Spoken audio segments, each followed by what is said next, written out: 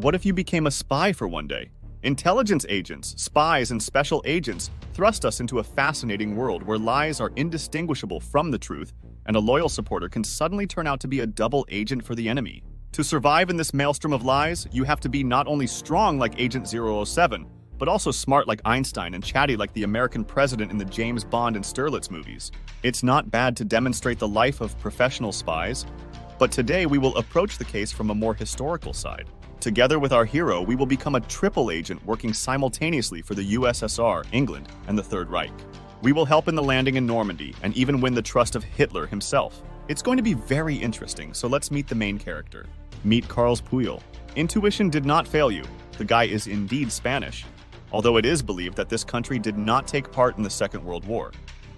But as always, the truth lies in the details. On the one hand, led by General Franco, Spain in those years represented an ideal ally of Hitler.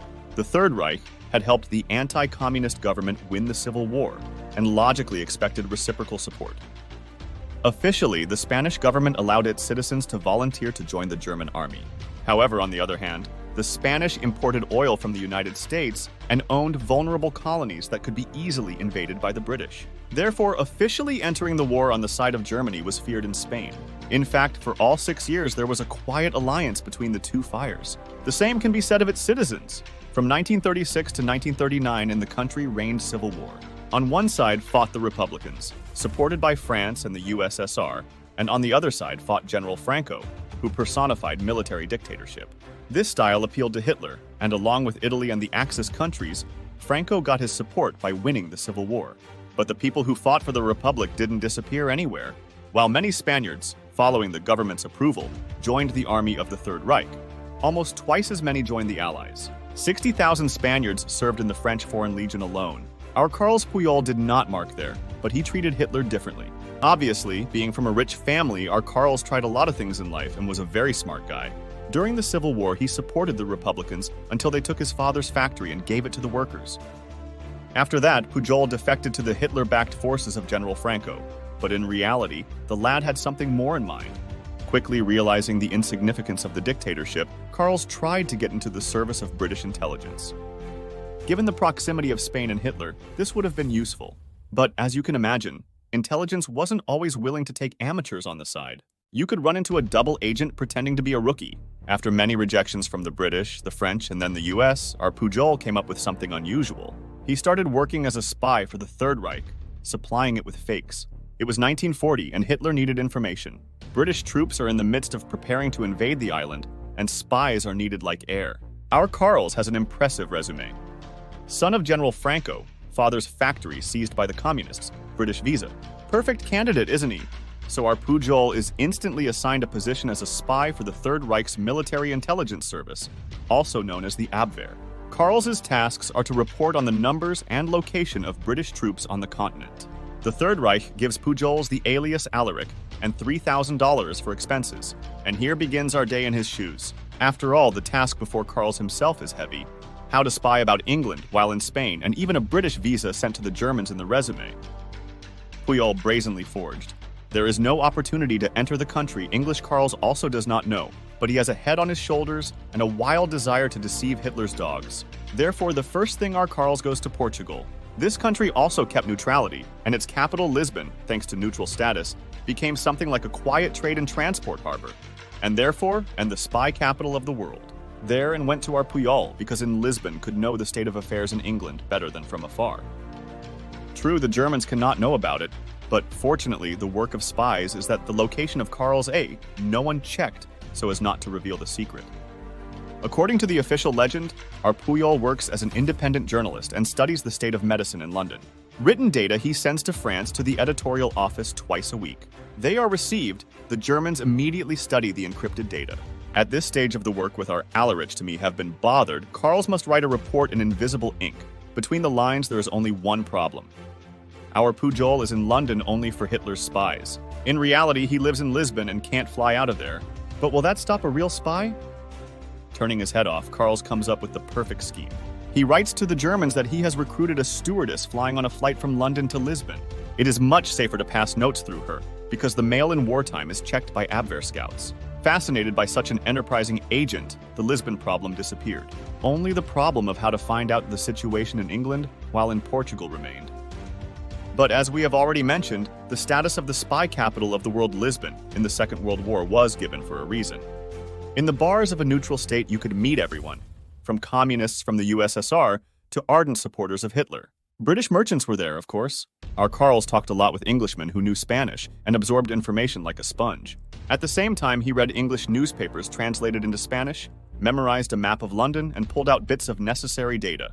From this, the fun begins. Hearing from a British merchant complaining that his ship was detained by the military in Plymouth, Carls casually clarifies the approximate number of ships and immediately goes to the library for a map of the English port. He makes a report for the Germans, finalizing other details about the classes and combat power of English courts. All this business, our Pujol accompanies small details from newspapers, for example, that Londoners were forbidden to ride in cars, and withdrawn from this case gasoline, allegedly taken to the same port of Plymouth. Such reports 2 or 3 times a week Carl sends to the Germans, who are delighted.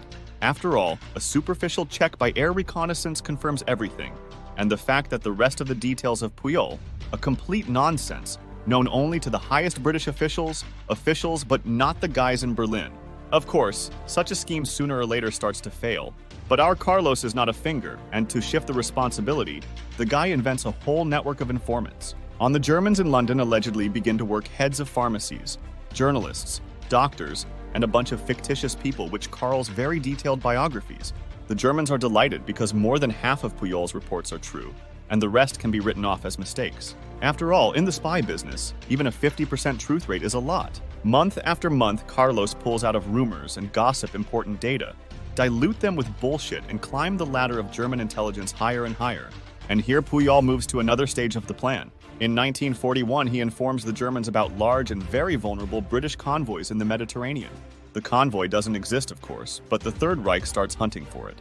The British, looking at the reports of their scouts, scratching their heads because they are not the ones who fed Hitler with fakes. Here, our Pujol makes contact again, offering the British MI5 his services. At the same time, he explains that the story of the convoy is his work. Such a resume instantly gains the trust of the British, and Pujol's scams reach a new level.